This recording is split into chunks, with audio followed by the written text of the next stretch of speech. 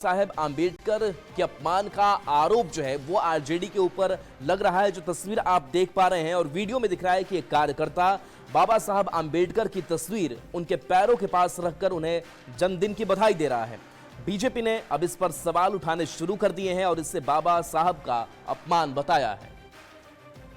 लालू प्रसाद यादव जी के जन्मदिन का एक वीडियो जिसमें पूज्य बाबा साहेब डॉक्टर भीमराव अंबेडकर की तस्वीर को उनके पैरों के पास रखकर बधाई दी जा रही है और यह सब कुछ लालू परिवार की मौजूदगी में उनकी चुप्पी और सहमति के साथ हो रहा है। क्या यह लालू परिवार का घमंड है या बाबा साहेब के प्रति उनकी भीतर छुपी नफरत का प्रदर्शन? यह सिर्फ एक तस्वीर का प्लेसमेंट नहीं है, यह उस विचारधारा का असली चेहरा है जो दलितों, पिछड़ों और वंचितों की भावना को रौंदने में संकोच नहीं करती। लालू जी, आपके परिवार और पार्टी ने बाबा साहेब का घोर अपमान किया है। यह कोई सामान्य भूल नहीं, यह सोची समझी मानसिकता का परिचायक है।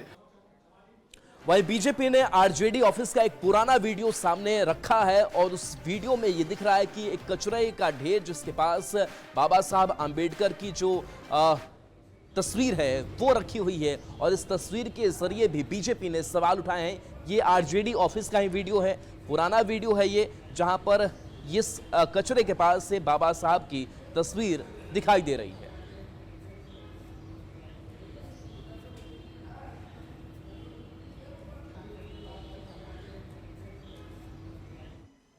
और देखिए इस बीच जो सियासी प्रतिक्रियाएं हैं वो भी सामने आ रही है। इस पूरी तस्वीर को लेकर के संतोष सुमन ने क्या कुछ कहा है वो बयान आपको सुना।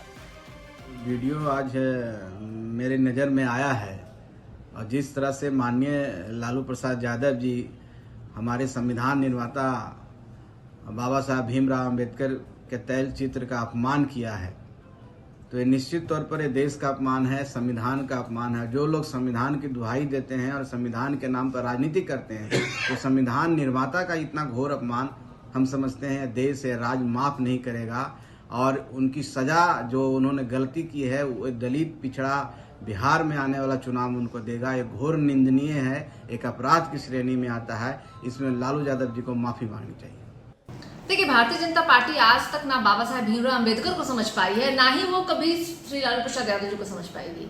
लेकिन वो कार्यकर्ता जो बाबा साहब भीमराव अंबेडकर की तस्वीर लेकर के लालू जी के पास पहुंचा था, मैं आपको उसकी भावनाओं को समझाती हूँ क्योंकि मैं भी भली भांति समझती हूँ इस बात को। देखिए, बाबा साहब भीमराव अंबेडकर के बाद अगर किसी ने सही मायने में उनकी विचारधारा पर चलने का काम किया है तो वो है श्री लालू प्रसाद यादव जी। अब भाजपा को क्या पता है भाई? हाँ, भाजपा तो दलितों के चेहरे पे पेशाब करती है, उनके गर्दन को कटवाती है, उनकी बहन बेटियों का इज्जत लुटवाती है। तो भाजपा को समझ में आया है आज तक कि बाबा साहब भीमराव अंबेडकर ने क्या लड़ाई लड़ी थी और लालू जी क्या लड़ाई लड़ रहे हैं। सामंती लालू प्रसाद ने बाबा साहब डॉक्टर अंबेडकर का अपमान किया है। अपने शासनकाल में डॉक्टर अंबेडकर को मानने वाले लोगों का नरसंहार करवाया था। 2025 के चुनाव में अपने अपमान का बदला लेने के लिए इनका राजनीतिक संहार करेगा। केंद्रीय मंत्री जीतन राम मांझी ने लालू प्रसाद पर हमला बोला है और कहा है कि जिस तरीके से पैरों के पास से तस्वीर रखी गई ये हम दलितों का अपमान है। तो जीतन राम मांझी का ये बड़ा बयान सामने आया है, बाबा साहब का अपमान हुआ, ये दलितों का अपमान है। और मांझी ने लालू प्रसाद पर बहुत बड़ा हमला बोला है कि हम दलितों का ये बहुत बड़ा अपमान हुआ, हमारे भगवान को पैर दिखाया गया। लालू यादव जी का जो स्टाइल है वो प्रायः किसी को आदर देने का उनका सीख नहीं है, वो सबको निरादर करते हैं। और हम लोगों का भगवान हमारे डॉक्टर भीमराव अंबेडकर का स्टैचू सामने रख करके और पैर पर पैर चढ़ा करके बैठना और पैर दिखलाना हमारे भगवान हमारे अंबेडकर जी को हम समझते हैं कि हम दलितों का एक बहुत बड़ा अपमान वो कर रहे हैं। तो हम बहुत हैरत में नहीं हैं। जनता को समझने के लिए एक नई चीज़ भले है कि जनता ये समझे कि जब सभी को वो अपमान कर ही सकते हैं तो फिर बाबा साहब क्यों छूटेंगे।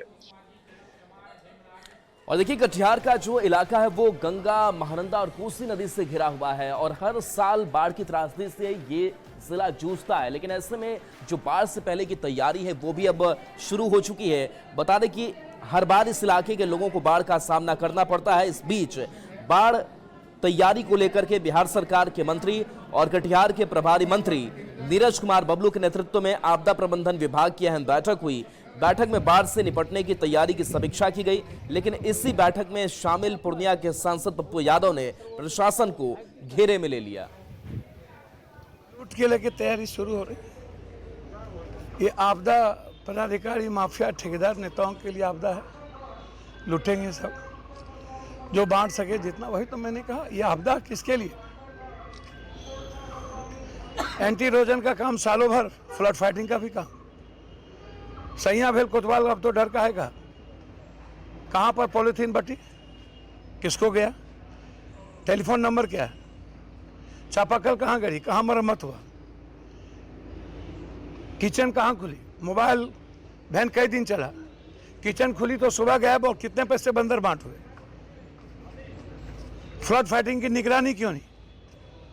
क्या ठेकेदार और पदाधिकारी को छोड़ दिया जाए फ्लड फाइटिंग का काम? देखिए, 20 सूत्री के साथ साथ बाढ़ आपदा का भी बैठक था। बाढ़ आने वाली है, बाढ़ का समय आ गया है, तो हमने काफ़ी निर्देश दिया, काफ़ी तैयारी की गई है। जिले की तरफ से हमारे प्रभारी सचिव भी आए हुए थे उसमें, तो मुझे लगता है कि सारी तैयारी कर ली गई। अगर बाढ़ आता है तो मुझे नहीं लगता है कि कोई नुकसान होगा, कोई क्षति होगा। हम लोगों का विशेष ध्यान है कि जान माल की क्षति ना हो। पानी हर साल बढ़ता है, बाढ़ का पानी आता है, उससे लड़ने की सारी तैयारी कर ली गई है। चाहे मेडिकल का इशू हो या राशन का इशू हो या कुछ और भी हो, सारी तैयारी कर ली है। मुझे नहीं लगता कहीं कोई भागलपुर के सुल्तानगंज में सावन मेले को लेकर के श्रद्धालुओं को कोई दिक्कत ना हो, इसके लिए पूरी जो प्रशासनिक तैयारियां हैं वो पूरी की जा रही है।